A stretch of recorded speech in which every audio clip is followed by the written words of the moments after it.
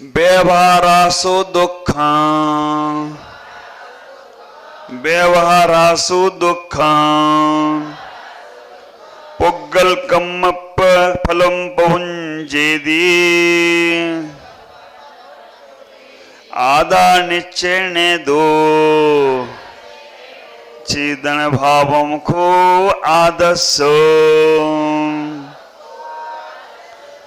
व्यवहारासु दुःखम पुग्गलकमप्प फलं भुञ्जेति आदानिश्चयने दो चेदन भावम को आदस्सो। बहुत सुंदर सी बात। निमित्त चंद सिद्धांत चक्रवर्ती आपके सुख और दुख को लेकर कह रहे हैं, और ये कथानक अगर हम सठ दर्शन से देखें तो बौद्ध मत का खंडन करने के लिए कर रहे हैं। सुख और दुख जो आपको मिल रहा है कर्म के वशीभूत कर मिल रहा है। बौद्ध मत के लोग कर्म की पर्याय को मानते नहीं, क्षणिकवर्ती पर्याय मानते हैं कि हमें इसका फल अगले भव में कुछ नहीं मिलेगा। लेकिन जैन सिद्धांत ऐसा नहीं कहता है। कर्म का फल आज भी मिल रहा है और कल भी मिलेगा और कल भी मिलता रहा है। डिसाइड हमें करना है, सोचना हमें कि कर्म का फल हमें मिल रहा है, आत्मा को मिल रहा है। इस सुख और दुख का अनुभव हम कर रहे हैं या हमारी आत्मा कर रही है। सुख और दुख जो हमें मिल रहा है, हम कभी प्रसन्न होते हैं, कभी दुखी होते हैं, कभी हमारे साता का उदय चलता है, कभी हमारे असाता का उदय चलता है, कभी हमारे अंदर बहुत आनंद से भर जाते हैं और कभी हम विषाद से भर जाते हैं। कभी हमारे पास ऐसा लगता है कि हमें सब मिल गया और कभी ऐसा लगता है कि हमारे पास कुछ भी नहीं बचा। ये सब हो कहां से रहा है और कहां हो रहा है? तो आचार्य यहां कह रहे हैं व्यवहारासु दुक्खम, व्यवहार से आपको ही सुख और दुख की अनुभूति हो रही है। और आपका मतलब है आप आत्मा को, शरीर को नहीं। व्यवहार से सुख और दुख पुद्गल कर्म फल का प्रभाव जो पड़ रहा है वो शरीर को नहीं, आत्मा को ही हो रहा है। लेकिन बात गले उतरेगी कहां? क्योंकि अभी जीव तत्व तो समझ में आ गया है आपको। विचार करके रखना, इस बात को दिमाग में बैठाना है कि व्यवहार से सुख और दुख का अनुभव आप ही कर रहे हो और आप इसको छोड़ नहीं सकते। क्योंकि जब हम अभी जीवन संसार में व्यवहार में जी रहे हैं, लक्ष्य तो हमने बना लिया। अर्जुन ने आंख देखी और आंख का लक्ष्य बना लिया है, लक्ष्य तो बना लिया है, लेकिन व्यवहार में तीर भी चलाया है, व्यवहार में कमान भी उठाई है। तो हमें अपने जीवन में इतना ही ख्याल करके रखना, जो सुख और दुख का अनुभव कर रहा है मेरी आत्मा, वो इस व्यवहार के कारण से कर्मों से बंधी हुई है, इसलिए वो सुख और दुख का अनुभव कर रही है। आदान निश्चय ने दो, निश्चय ने से चेतन भावा को आदर्श, निश्चय ने से जो आत्मा है वो अपने आत्मा का ही स्वाद कर रही है, आत्मा के ही सुख में डूबी हुई है, आत्मा के सुख में ही लगी हुई है। तो हमारे मन में भाव आ जाना चाहिए, ये जो व्यवहार क्रियाएं हम कर रहे हैं, कभी सुखी हो रहे हैं, कभी दुखी हो रहे हैं, ये सब व्यवहार का जीवन है और इससे हम जल्दी प्रभावित हो जाते हैं। लेकिन एक बार अगर अंतरंग का सुख प्राप्त होने लग गया, एक बार अगर अंतरंग की व्यवस्था बनती चली गई, भले ही वहां पहुंचे नहीं लेकिन फिर भी आनंद तो आता है। सिद्ध अवस्था को पहुंच गए तो फिर तुम्हें कभी कोई दुख होने वाला ही नहीं है। लेकिन जब तक वो लक्ष्य पर, मंजिल पर नहीं पहुंचे हैं, तब तक हमें मार्ग को देखकर चलना पड़ेगा। मार्ग में कहीं गड्ढे हैं, मार्ग में कहीं पर टूटा फूटा है, तो हमें बच के जाना है। किन्हीं व्यक्तियों से हमें सुख मिल जाता है और किन्हीं व्यक्तियों से हमें दुख मिल जाता है। व्यक्ति सुख दुख में कारण है या तुम्हारा कर्म सुख दुख में कारण है? हाँ, व्यक्ति तो निमित्त मात्र है, केवल तुम्हारे अंदर जैसा बैठा है वैसा ही होता है। विचार करके रखना, दर्पण के सामने जाओ तो जैसा तुम्हारा चेहरा है वैसा ही दिखेगा। इसलिए कोई किसी के भी सुख दुख में कारण हो नहीं सकता, बस इतना ही है कि हमारे कर्म का उदय है, लेकिन हमने उस कर्म को समझा नहीं। इनके माध्यम से मुझे दुख होता है, इनके माध्यम से मुझे सुख होता है। व्यवहार में ऐसा ही कहने को आता है, व्यवहार का कथन ऐसा ही आता है, लेकिन हमें अपने मन में इतना विचार करके रखना है कि जैसे बीज बोए हैं वैसा ही फल मिल रहा है। बीज बोए बबूल के तो फल कैसे खाए, आम के फल कैसे खाओगे? तो तुम्हारे जीवन में कोई कुछ भी करने वाला नहीं है। मैं भी अगर तुम्हें कुछ करना चाहूं तो कर नहीं सकता हूं, बस आपको इतना ही अगर मन में दृढ़ सिद्धांत आ जाए कि मेरे सुख दुख का कर्ता मैं ही हूं, भोक्ता भी मैं ही हूं, यह विचार करना। लेकिन जब तक संसार अवस्था है तभी तक चलेगा। जैसे संसार अवस्था से निकले, कर्मों का क्षय किया, फिर तुम्हें सुख ही सुख मिलने वाला है। विचार करो,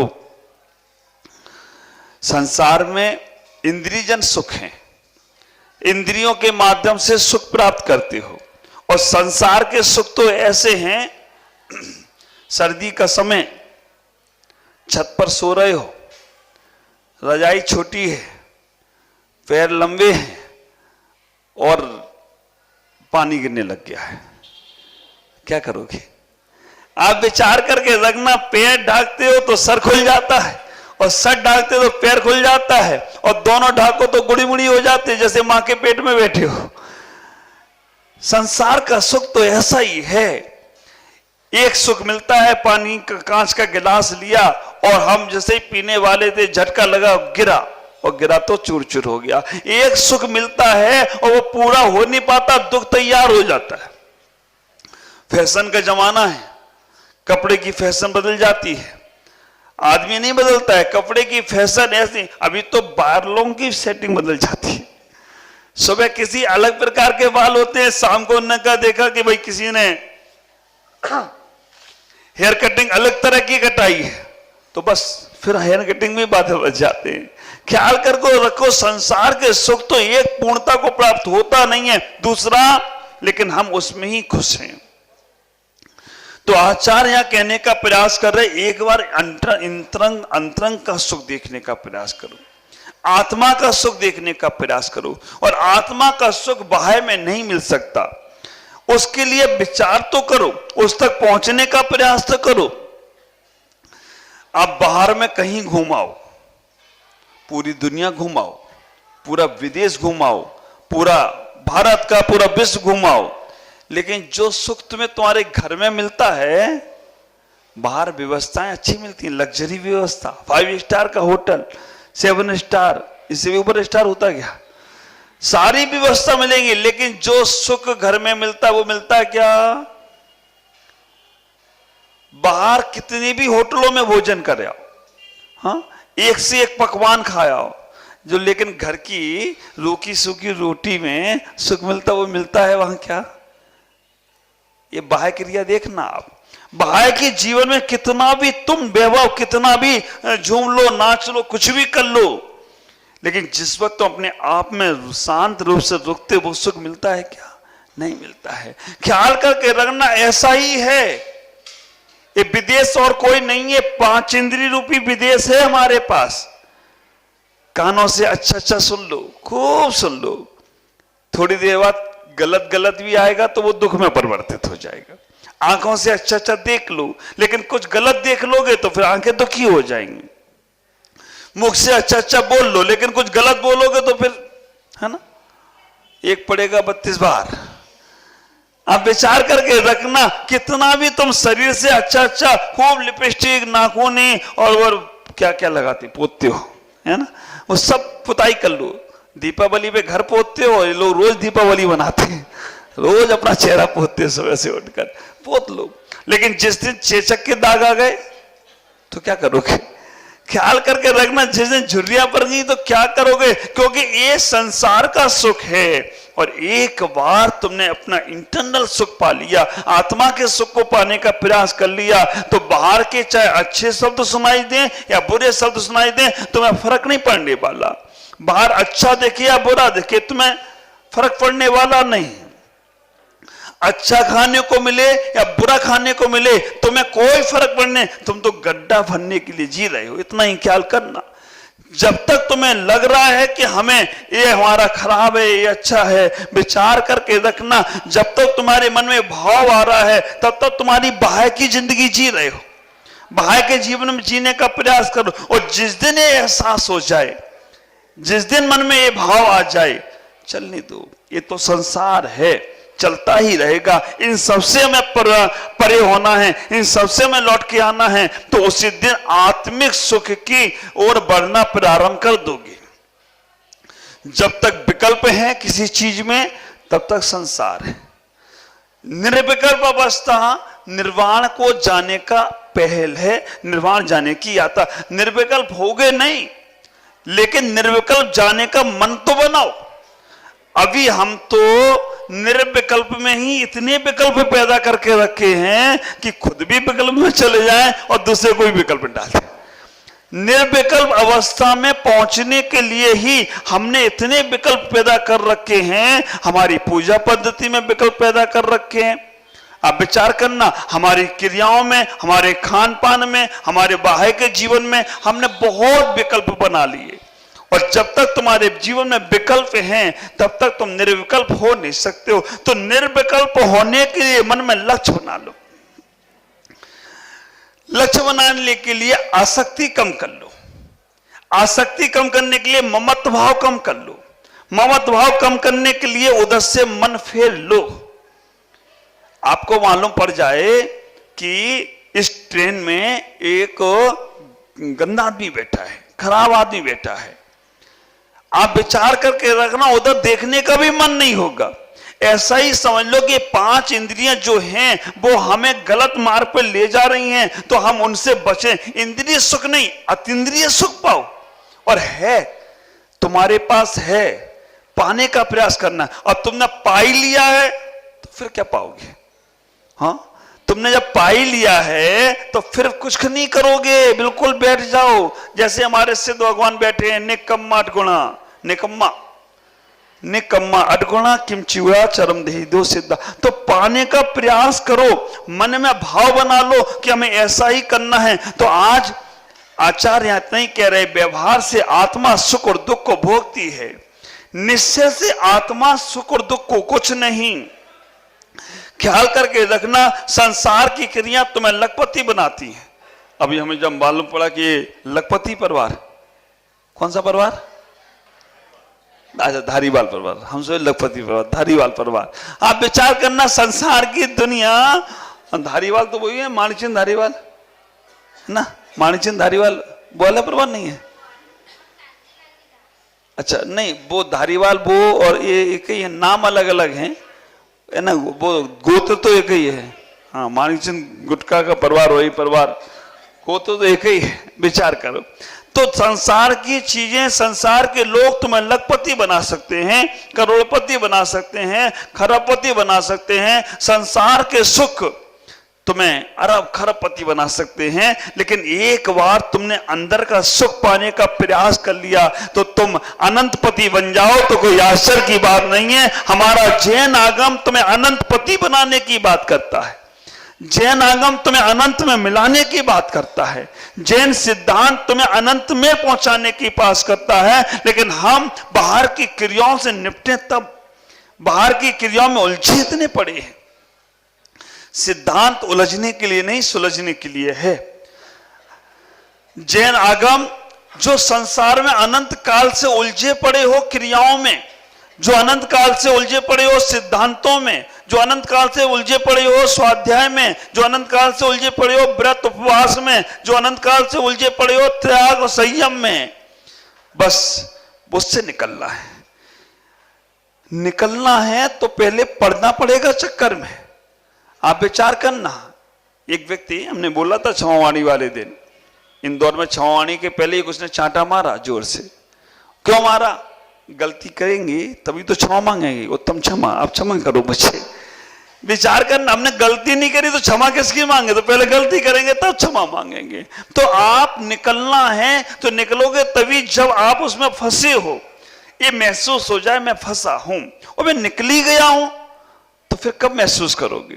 ख्याल करके रखना, मुझे ये एहसास होना चाहिए कि मैं संसार की क्रियाओं में फंसा हूं, संसार के उलझनों में फंसा हूं, मैं संसार के उसमें उलझा पड़ा हूं, इनसे निकलना है। व्रत नियम संयम लेकर भी ये उसमें फंस मत जाना।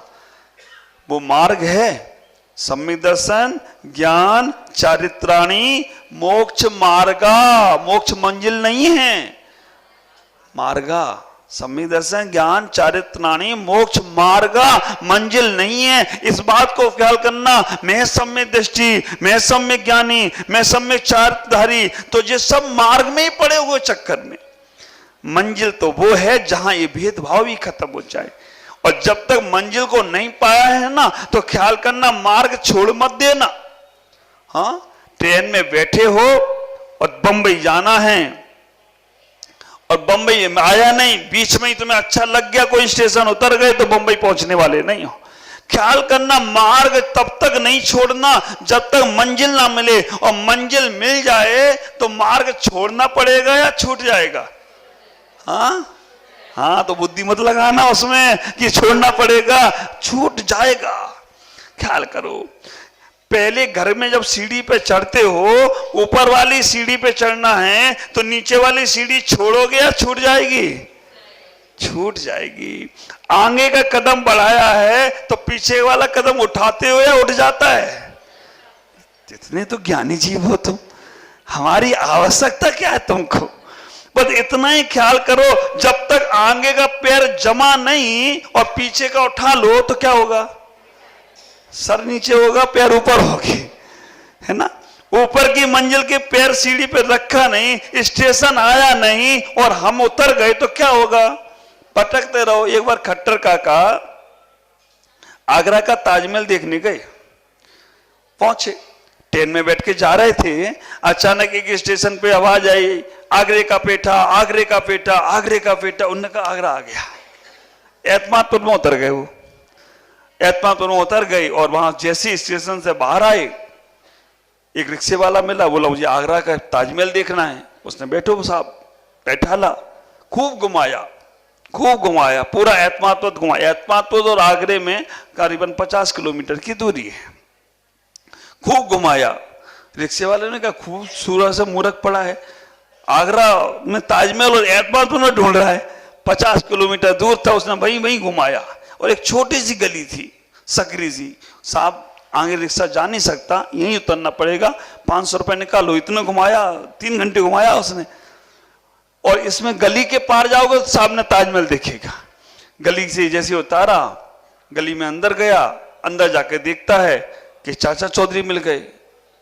उन्होंने कहा भाई वो ताजमहल दिख नहीं रहा है, कहाँ है? तो उसने कहा कि कहाँ से आए? उन्होंने फलानी जगह से आए, ताजमहल दिख ही नहीं रहा, कहाँ है? तो चाचा चौधरी ने खट्टर काका को जोर से लगाया, मैं 50 साल से ढूंढ रहा हूं यहाँ ताजमहल, आज तक नहीं मिला, तुम्हें अभी इतनी जल्दी मिलेगा? ढूंढो, अभी 50 साल और ढूंढना पड़ेगा, तब तुम्हें ताजमहल मिलेगा। अब ढूंढना कहां था और ढूंढ कहां रही हो? विचार करना, सुख कहां था? सुख तो अपने आप में था, लेकिन ढूंढ कहां रहे हो?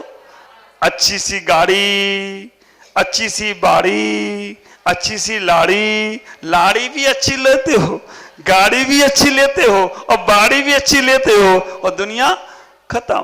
विचार करके रखना, सुख जहां नहीं है वहां ढूंढ रहे हो, और वहां त्रिकाल में भी नहीं मिलेगा। सुखाभास तो हो सकता है, 5 इंद्रियों में तुम्हें सुखाभास तो हो सकता है, लेकिन सुख नहीं होने वाला है। सुख जब भी मिलेगा अपने अंतरंग में ही मिलेगा। बाहर के सुख तो क्षण भंग हो रहे हैं, आज हैं कल नहीं होंगे, लेकिन एक बार अंतरंग का सुख की पहचान हो जाए। हमें मालूम है अभी संसार की क्रियाएं करना है, ऐसा नहीं है कि तुम घर में रह के सुखी नहीं हो सकते हो। भरत चक्रवर्ती की ओर ध्यान दे दो एक बार, बड़े बड़े राजा महाराजाओं की ओर ध्यान दे दो, और आज भी ऐसे जैन श्रावक हैं, 50 साल पूरे हुए, 25 साल पूरे हुए, वो क्रियाओं से निवृत्त होते जाते हैं, धीमे धीमे क्रिया निवृत्त होते गए तो अपने आप सुख मिले। अब फंसे हो, हाय हाय कर रहे हो, हाँ, और पूछ रहे हो फलाना बेटा दुकान गया कि नहीं गया, उसने एक वो रिश्तेदार आया कि नहीं आया, कब तक करते रहोगे?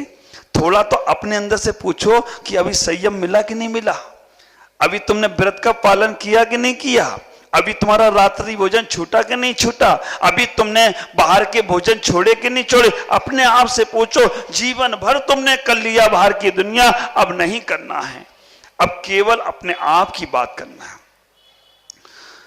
सासुएं बहुओं को देखती रहती हैं, बहुएं सासुओं को देखती रहती हैं, बेटे पिता को देखते रहते हैं, पिता बेटे को देखते रहते हैं। अपने आप को कब देखोगे? और उन सबसे छुट्टी मिली तो तुम महाराज को देखते रहते हो, महाराज तुम्हें देखते रहते हैं। तुम भगवान को देखते रहो, भगवान तुम्हें देखते नहीं है। कहते हमें मालूम है तुम्हारी सुनोगे नहीं, तुम करोगे मन की। तो भगवान ने तो आंख बंद करके बैठ गए। ये हम सुन लेते तुम्हारी, तो तुम सुनते नहीं हो।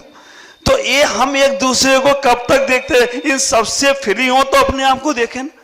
हम सबसे फ्री हो ही नहीं पा रहे, और जब तक सबसे फ्री नहीं हो पाओगे तब तक तुम अपने आप को देख नहीं सकते। ख्याल करो, अपने आप को देखने के लिए हमें उन चीजों से थोड़ा थोड़ा आसक्ति कम करना। पूर्णता से ना हो पाए, आधा घंटा अपने लिए जी लो।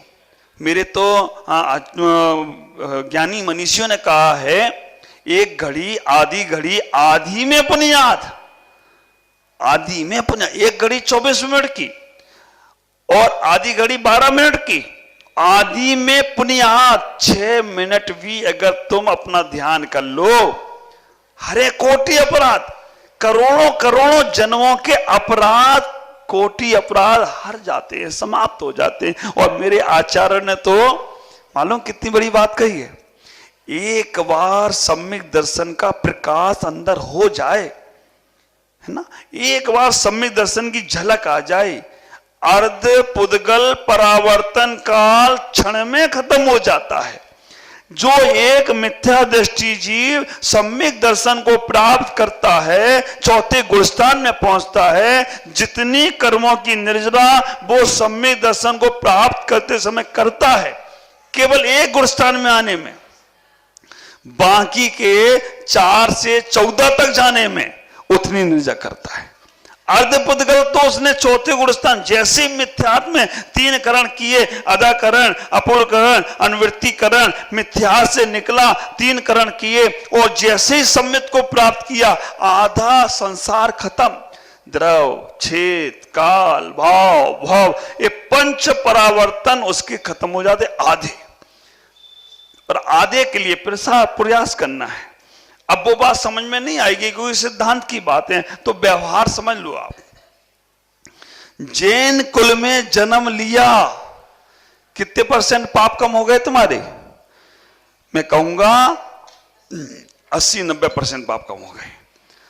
10% रह गए केवल तुम्हारे, वो भी तुम्हारा विचार करना, वो भी तुम्हारा जो 10% 20% रह गए, वो भी तुम्हारे ऊपर से ओढ़ रखी है तुमने, है नहीं तुम्हारे। 2 प्रकार के मिथ्यात होते हैं, गृहीत मिथ्यात, हाँ, अगृहीत मिथ्यात। गृहीत मिथ्यात जो तुमने ऊपर से ओढ़ रखा है, और अगृहीत मिथ्यात जो तुम जन्म से अपना मान रखे हो। अगर ये दोनों मिथ्यात तुम्हारे समझ में, अब 90% पाप कैसे कम हो गए? आप शराब नहीं पीते हो, जैन कुल में नॉनवेज नहीं करते हो, शहद नहीं खाते हो, सप्त व्यसनों का त्याग है, अष्टमूल गुणों का पालन करते हो। ख्याल करके रखो। और लोगों से पूछा जाए कि जैनियों का, तो वो कहते जैनी तो क्या घास फूस खाते हैं?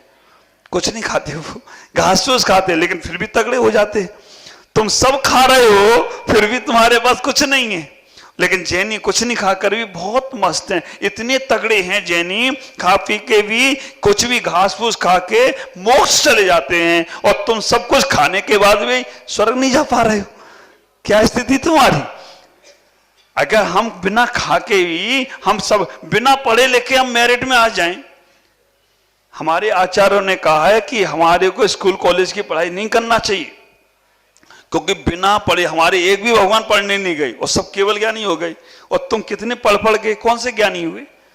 लेवल ज्ञानी हुए बस, और लेवल पे लेवल ठोके जा रहे हो और कुछ नहीं कर रहे, क्योंकि बाहर के ज्ञान तो पा लिए तुमने, लेकिन अंतरंग ज्ञान तो कल से पढ़ाई बंद बच्चों की। केवल ज्ञानी होना तो लेवल ज्ञानी नहीं। ये देखो कहां पढ़ने गई मैसूर, कहां पर वो, वहां पर। तो आप विचार करना, कल से नहीं जाना बेटा, क्या नाम है, केवल ज्ञानी होना है, नहीं जाना पड़ता है। नहीं तो अभी माँ बाप कहेंगे महाराज को उल्टी उल्टी शिक्षा दे रहे हैं। तो हमें इतना ही विचार करना है, खुद की अंतरंग के ज्ञान को पहचानना है, अंतरंग के सुख की प्रयास करो, आसक्ति कम करो, बाहर के अटैचमेंट कम करो, बाहर की दुनिया से बचने का प्रयास करो। और जितना तुमने अपने आप से अपने आप को जान लिया, मेरे बोलने से नहीं, उतना तुम्हें ही सुख मिलेगा, हमें नहीं मिलेगा। तुम्हारे अपने आप को अपने आप से जानने में हमें सुख मिल जाए ऐसा नहीं है। और एक सेकंड भी अगर आपने अपने आत्म तत्व के बारे में विचार किया है, जीव तत्व के बारे में विचार किया है, तो वह अनंत सुख देने का कारण बनेगा। लेकिन उस व्यवहार को नहीं छोड़ना कि व्यवहार से सुख और दुख आत्मा भोग रही है, आचार्य कह रहे हैं। और निश्चय से आत्मा के ही सुख को भोग रही है, वो कोई भी कथन। आचार्य ने द्रव्य संग्रह में बहुत अच्छी बात है, दोनों पक्ष और पक्ष और निष्पक्ष दोनों को ले लिया। पक्ष को लिया है, हमें व्यवहार को भी लिया है, निश्चय को भी लिया है। हम एक किसी को पकड़े नहीं। एक पैर का आदमी क्या कहलाता है, लंगड़ा कहलाता है। एक हाथ का आदमी लूला कहलाता है। एक आंख का आदमी सब समझते हो, है ना। एक कान का आदमी क्या कहलाता है, बहरा तो दोनों वाला होगा ना, एक कान वाला क्या अध बहरा कहलाता होगा, है ना। अध काना, काना तो आंख से होता है, अध बहरा। और एक मत को पकड़ के बैठने वाला अधगर गगरी छलकत वाला। तो हम गिरीत मिथ्यात नहीं छोड़ पा रहे हैं। अगिरीत मिथ्यात तो तुमने मान रखा, शरीर हमारा, बच्चे हमारे, मकान हमारा, नाम हमारा, शौहरत हमारा, ये तुम्हारा अगृहीत मिथ्या जन्म से चला। और गृहीत तो छोड़ दो, गृहीत का इतना ही छोड़ दो कि संसार में ये पीर फकीर ये सब तुम्हारा कोई कुछ नहीं करेगा, करना तुम्हें ही पड़ेगा। हमने बाहर से हमने तो, जब तुम बहुत डीप में जाओगे ना तो हम कहेंगे हम भी तुम्हारा कुछ नहीं करेंगे। इंद्रभूति गौतम ने जब पूछा भगवान महावीर से कि भगवान जो तुम साधना कर रहे हो वो ही मैं कर रहा हूं, आपको तो केवल ज्ञान भी हो गया, मुझे अभी केवल ज्ञान क्यों नहीं हुआ। उन्होंने कहा मेरे को भी छोड़ दो, है ना, मेरा भी नाम लेना छोड़ दो, मेरे महावीर गुरु हैं, छोड़ दो, तब तुम्हें केवल ज्ञान होगा। जैसे ही भगवान महावीर में मोक्ष गए, शाम को उनको केवल ज्ञान हो गया। क्या विचार है, छोड़ दो, कल से हमको छोड़ दो भगवान को, क्योंकि जब तक इन्हें पकड़ के रखोगे तब तक संसार ही रहेगा। विचार करना, इनको छोड़ दोगे ना तो फिर वहां पहुंच ही नहीं पाओगे। इसलिए जब वहां पहुंचोगे तो छोड़ना नहीं पड़ेगा, छूट जाएगा। जब तक वो अंतिम सुख नहीं मिल रहा है तो संसार के सुखों को देखकर हम जहां तक बच सके बचने का प्रयास करें, तभी हमारा जीवन धन्य होगा।